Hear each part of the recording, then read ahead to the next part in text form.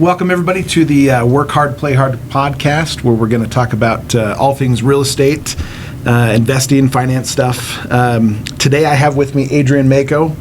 He is a great agent, a personal friend. Let me tell you a little bit about him. So he's top 500 real estate agents in the state of Utah. Okay, he was the number one agent at the Perry Group. Okay. He's also a musician, recently married, and just all-around good guy, So we're grateful to have him here, and we're going to get to know him a little bit and kind of talk about several things here. So let's jump right in. Adrian, tell us about yourself. I mean, give a little more background on yourself and stuff like that, but also kind of how you got into where obviously real estate and stuff like that. How you got into this? Well, first, thanks for the kind intro. Yeah. Well, hey, it's very nice. So a little bit about me. I am 28 years old. I grew up in a little town called Provo, Utah. Yep. I was born in Peru originally, but my parents immigrated when I was about 3 years old, and so I'm a Provo boy. I went to Provo High. As a kid, I did sports, football, but I'm also a musician, like you said. So, but I played guitar a lot growing up. Now way more piano. But that's basically like a little bit about like my bring up. But as far as what got me into like real estate, is that the question? Yeah. How'd you get into where you're at now? How did I get to where I'm at now? Honestly, probably just surrounding myself around a lot of entrepreneurial people. Sure. Because I got out of the corporate 9-to-5 hustle back in 2016 or 2017. Okay.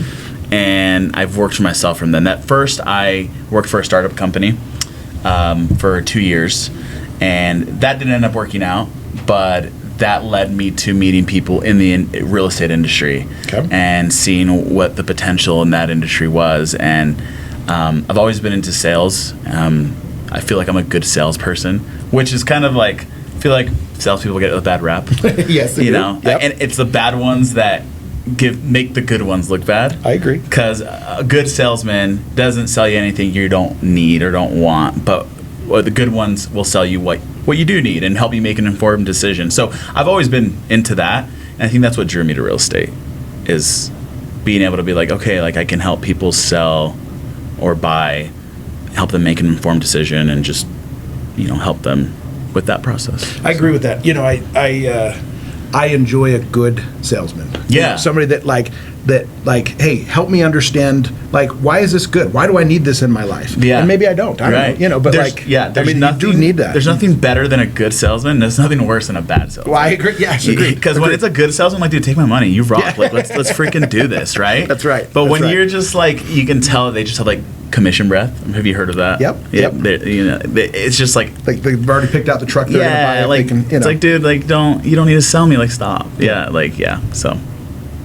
Well, okay, so obviously you've become, very successful, right? I mean, we kind of list off a couple accolades for you, and obviously you've had success with real estate.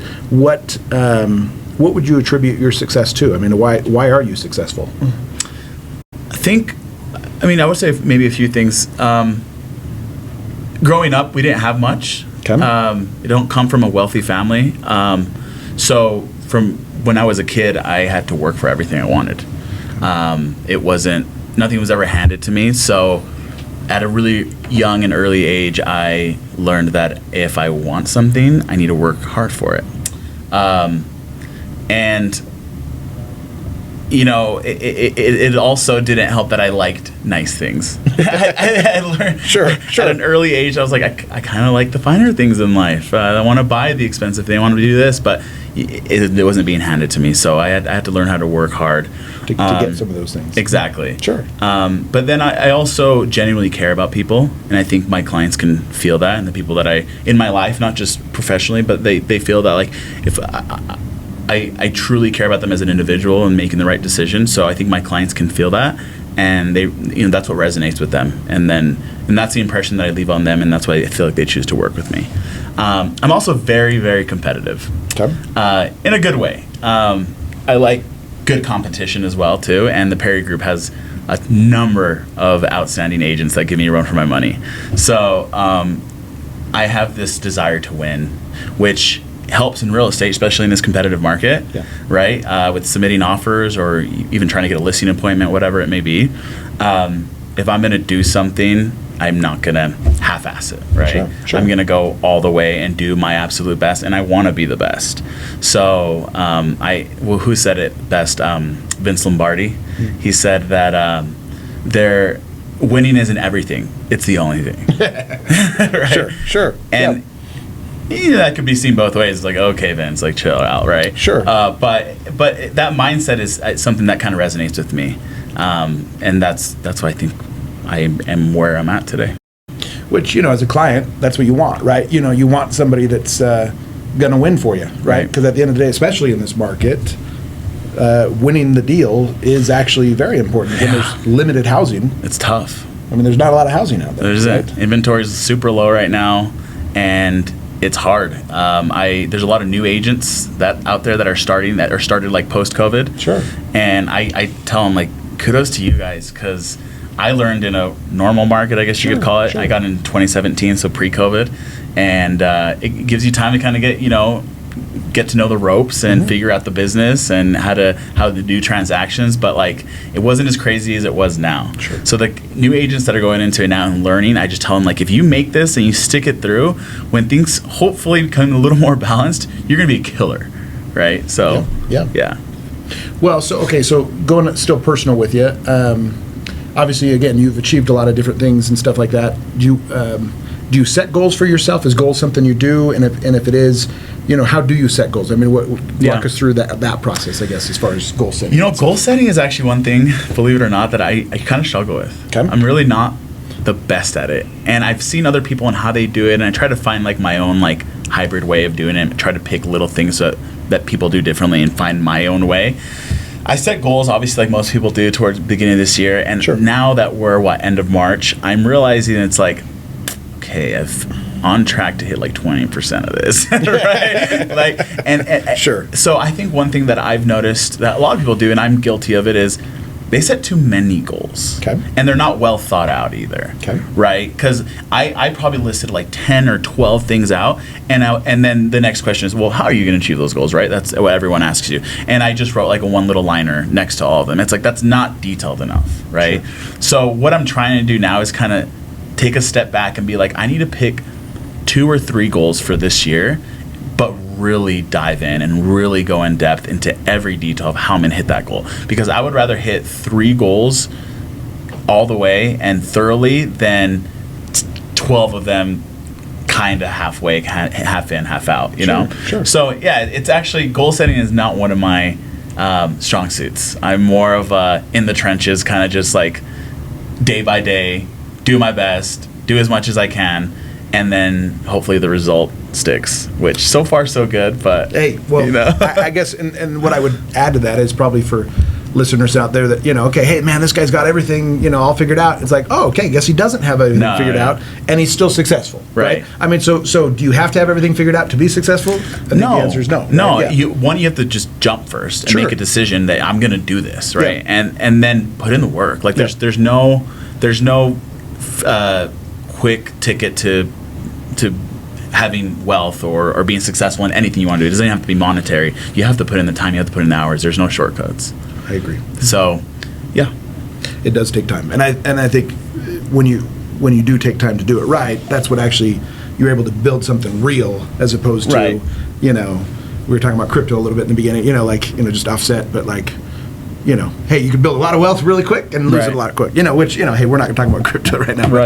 But anyhow, I like your point there. So, all right. So obviously, new agents. What advice would you have to a new agent? And you've probably already given some of this advice. It sounds like you work with new agents and stuff like that. But what advice do you give to a new agent right now, especially in this market? Yeah, no. I do mentor a few agents on the Perry Group, and which is awesome seeing their success. I think that's kind of where it's really rewarding to me now, being able to mentor someone and see them succeed. Yeah, it's cool. But I have people all the time DMing me on Instagram or Facebook, like, Adrian, I'm thinking about getting into real estate.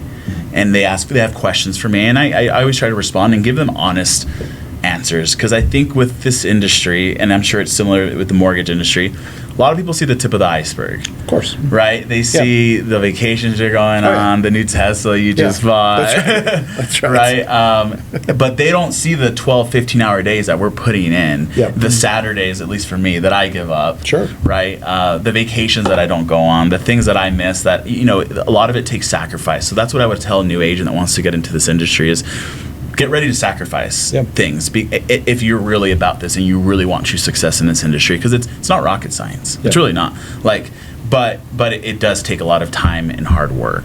So, and it can take time to build up your business. You know that. You're pretty well established now, but I'm sure your first few years, it's not all rainbows and butterflies, right? No. So that's another thing is you got to show up on your bad days too. Yep. It's easy to show up when you've got 5 deals in escrow, but when you're 3 months of nothing, it's hard to show up sometimes. Well, you're exactly right, and I do remember back, 3 months. You say 3 months. That's about what it was. 3 months of nothing, and I remember selling furniture to kind of make ends meet, right, to make a mortgage payment and stuff like that. It's like, all right, I think we're going to stick with this. I think it's going to work. Yeah, but I'm not sure. You didn't quit, though. Yeah, you didn't. And that's another thing too. People fail, and then they quit. Yeah. And it's like, but if you want it bad enough, you got to get over those failures, because you're going to have failures. You are going to have failures. I failed a ton. Yeah. I didn't, my first few years, so last year was my first year where I was really list heavy. I had 16 listings. But my first few years, I look at my first few listing appointments, they were horrible. I completely failed. The other agents that they were interviewing beat me by far. Sure. But everyone was a learning experience. And I wasn't going to stop batting. I was like, I can be a listing agent. I can be a listing agent. And I'm doing better now. Well, I do think that's actually a very important thing for life. Is I think a lot of times people do get burned or have those failures, and they, say, hey, I'm going to invest in the stock market. You lose a bunch. Okay, I'm never doing the stock market again. It's like, actually, that probably taught you a lot of things. You probably would be a lot better investor now if you go back into it, right? So same thing with your careers and different things like that, where you do it, and if you fail, hey, that was actually a huge learning experience. Keep going. Right. Work through the pain. Do it again. Right. Anyhow. Success. One of my favorite quotes: "Success is not final, and failure is not fatal. Yeah. It is the courage to continue that counts." Love it. Winston Churchill. Yeah. I've had that on my Instagram for a long time because I had a lot of failures growing up. Yeah. Not just before I was in real estate, and it was it's either I can stay down and be sad about it and not do anything about it, or it's going to help me grow, and I got to be tough and move forward and try again, right? Yep. So you can apply that to anything. I agree. Well, good. Okay. Well, I love that. So, kind of going back into your real estate career and stuff like that, talk about, obviously clients are a big part of your career. Yeah. What would you say that you do to show that clients you care? I mean, that's something you said you want to make sure clients know, is that you do care. Mm-hmm. What do you show? How do you do that? How do you show a client you care? Honestly, it's simple. You're honest with them. Okay. I've talked people out of deals, or I've talked people out of listing their house with me because I didn't think it was the best decision for them. Okay.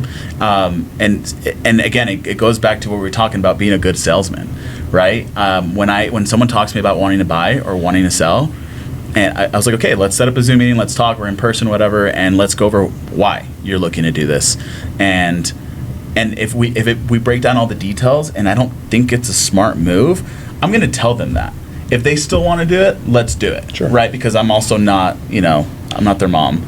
But at the same time, I'm going to give them my professional opinion on what they're looking to do and be like, guys, this might not be the best option for you now. Just want to lay all the chips out on the table and let you know that. And then you make the decision that's best for you. I do that a lot with my clients, especially in this competitive market, like when we're writing an offer. Yeah. I say, guys, the house has this many offers. On average, homes are selling for this much percentage over list price in this area. I think X, Y, and Z terms will help us stand out and win. What do you want to do? Sure. Is this house worth it to you? Yes or no? And that's for you to decide. And you tell me this house is a 10 out of 10, I will write you a 10 out of 10 offer and we'll win. Sure. But if it's a 6 out of 10, don't waste your time. We're not gonna pull out all the stops, right? Sure. I don't want you to go under contract and then you're like, crap, I want to cancel now, right? Yeah. So I think that's how my clients, I provide value to them. I'm honest with them, I'm upfront with them, I give them options, I give them solutions to their issues, and then it's up to them to decide what's best for them. Yeah. That makes sense. No, I love that. So what inspires you then? In this, so you've been doing this since 2017, you said, or 18? Mm-hmm, yeah. So you're into the career a little while. Like, are you still? What gets you up in the morning? You have a lot of nice things now. So yeah, like, are you more nice things, or what gets you up really. in the morning? For me, it's building a life, building my future. Okay. And okay. So that and blessing the people around me. Okay. It's fun. My love language is gift giving. So like you need money to give. But we have a gift for you. No. But it's more than just like material stuff too. It's also like experiences. Like, for example, I had a birthday last year, and I wanted to take like 10 of my closest friends, and I paid for this huge Airbnb down there. Nice. And they just had to pay for their flights or whatever. Sure. But like I paid for the stay, and it's cool for me, and I love that I get to do that, because then I create a memory and like all this stuff with my friends. It's something that you provided. You made that happen. Exactly. Yep. Yeah. So I want to be able to bless the people around me with the money that I make, because money by itself is useless and it's not going to make you happy.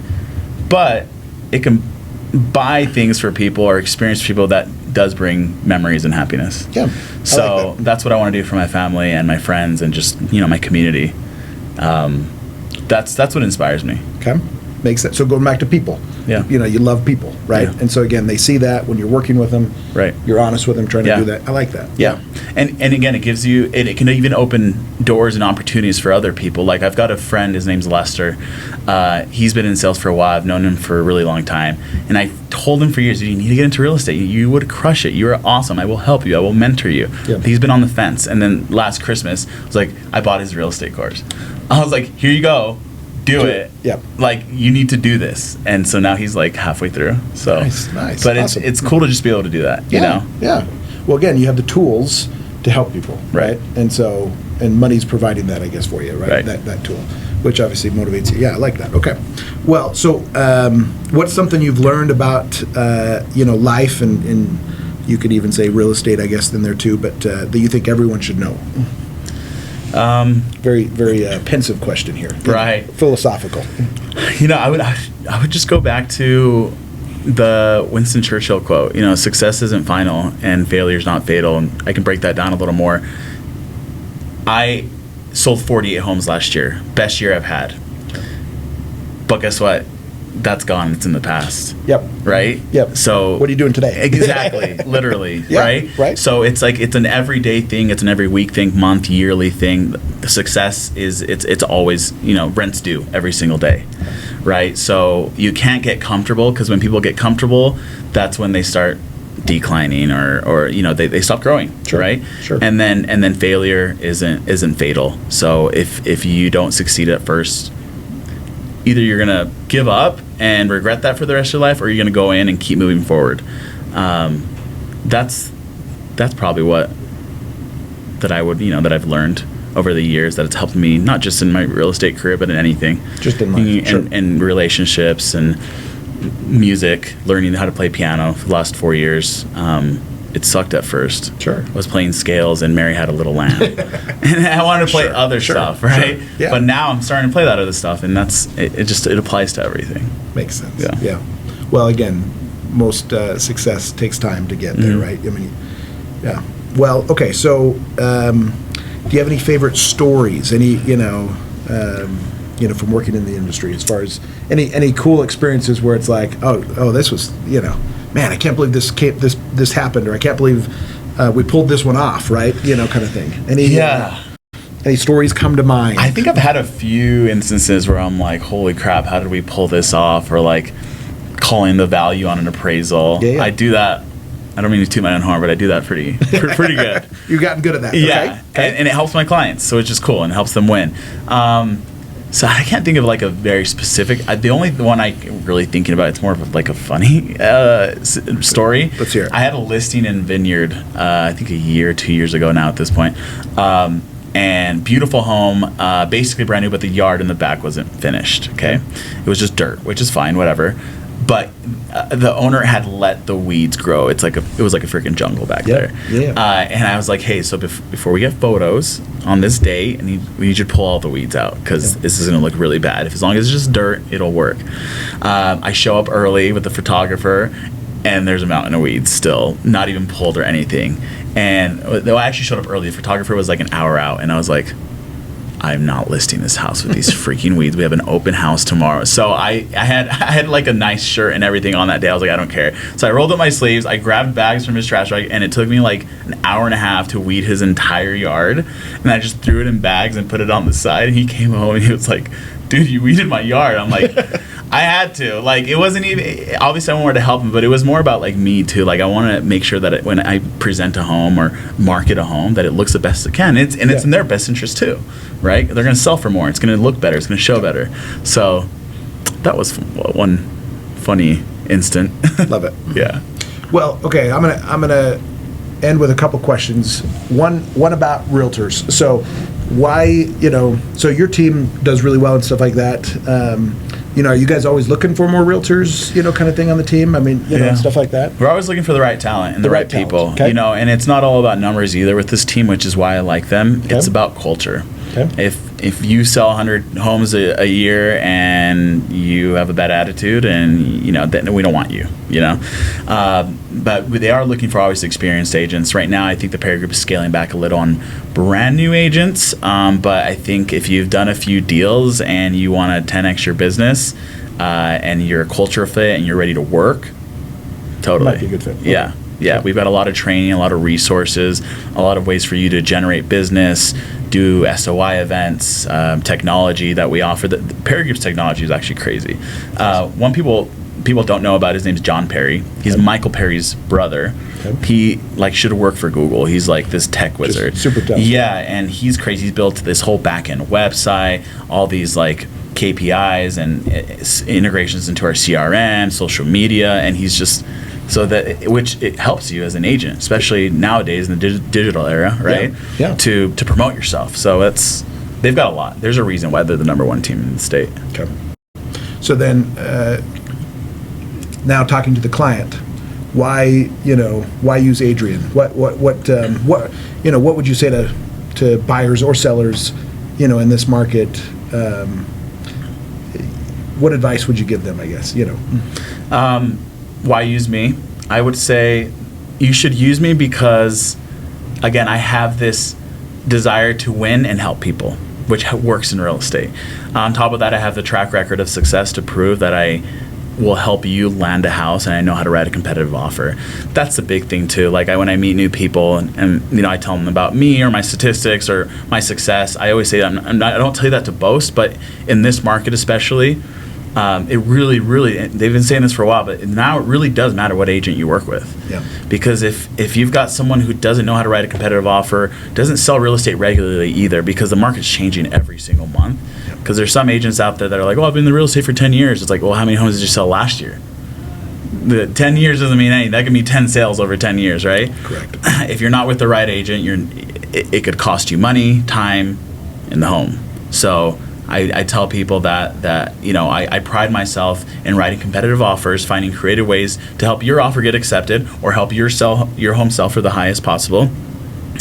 And I truly advocate for people. Excuse me.